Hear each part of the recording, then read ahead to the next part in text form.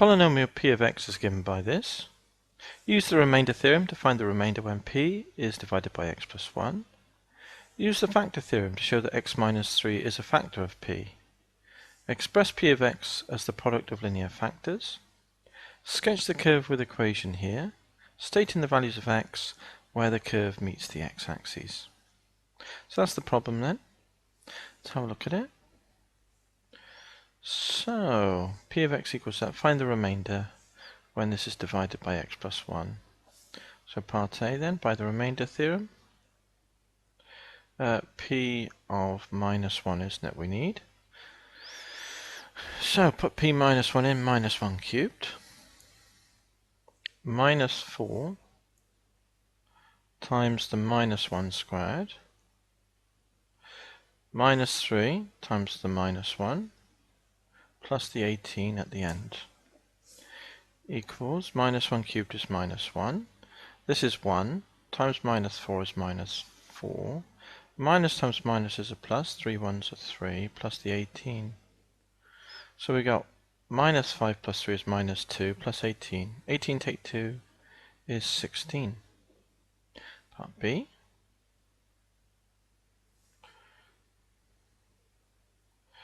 Part 1.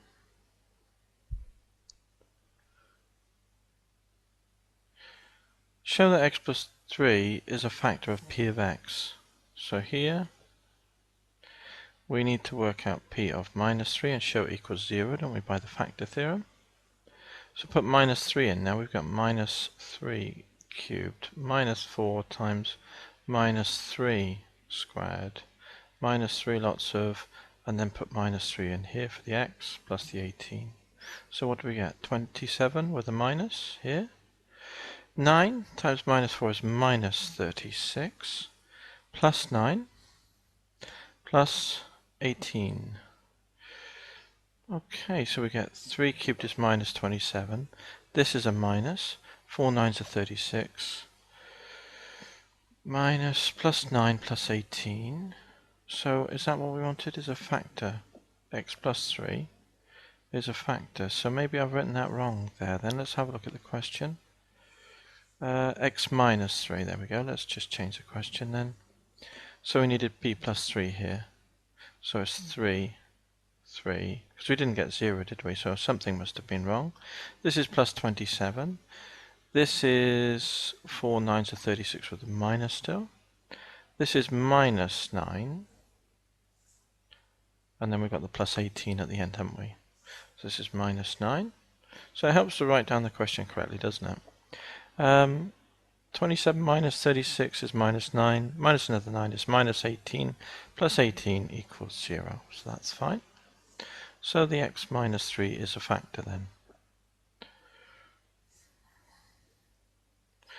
Okay, now express p of x as a product of linear factors then. So this is part 2. So what have we got then? We've got x cubed minus 4x squared minus 3x's plus 18 is the p of x, and that's equal to x minus 3, wasn't it, we said? And then we don't know what this quadratic will be, so let's write it down in general. Ax squared plus bx plus c. So let's equate x cubed now. So here on this side we've got 1. On the other side we've got a lots of. So that tells us that a is equal to 1. Now we'll look at the constants, the other easy thing to do. 18 on this side, and here we've got minus 3c is the only constant, isn't it? From the other side, minus 3c's, so c will equal minus 6. 18 over minus 3 is minus 6. And now what should we look at now? Should we look at the x's? Let's look at the x's then. Minus 3 on this side, lots of x. On the other side, we're going to have cx's, c lots of x from this term, minus 3b, lots of x, isn't it? It's the other x term. So that tells us what b is. So move the 3b over, is equal to, so move that over there, and then it will be c plus 3. So b will equal c plus 3 over b, minus 6 plus 3, and then move the 3 from times to divide.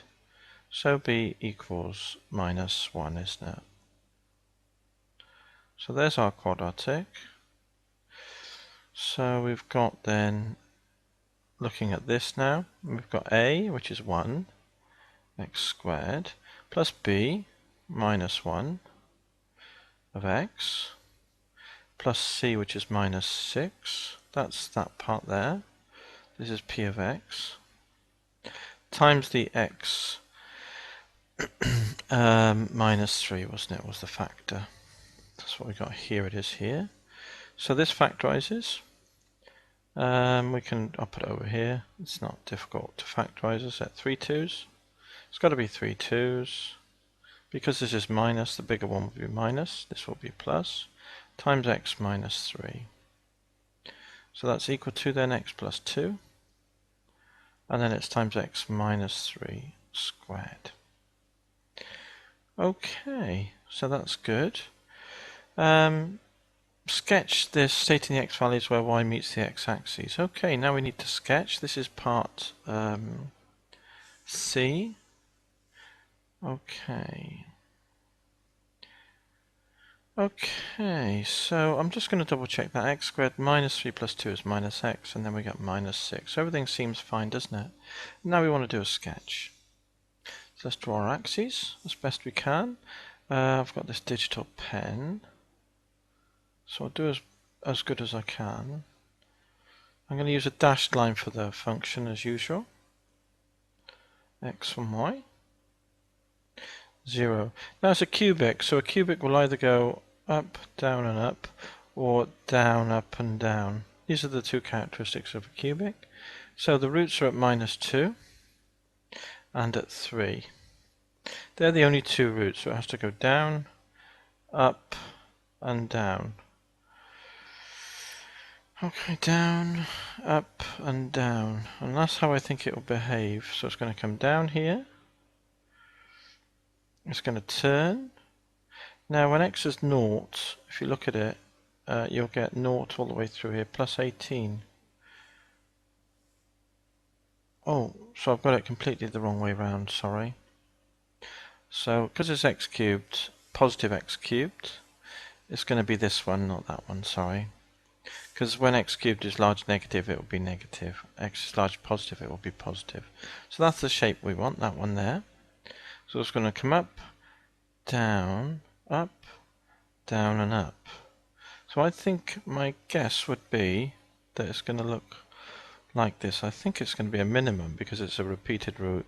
Then it's going to go up to 18. So better do a bit more steeper than that really. It's going to go up quite sharply to 18 and then it's going to come down, go through the minus 2 root value. This was the value 3 and this was the curve y equals p of x.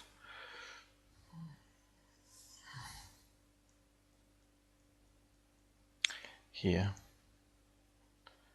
And the repeated root, I think that would mean the derivative. If you differentiate it here, you'll still get this as a factor when you do the product rule. Both times it will be a common factor, and so that tells you that it should be dy dx is 0 when x is 3. And that's why we did the minimum there.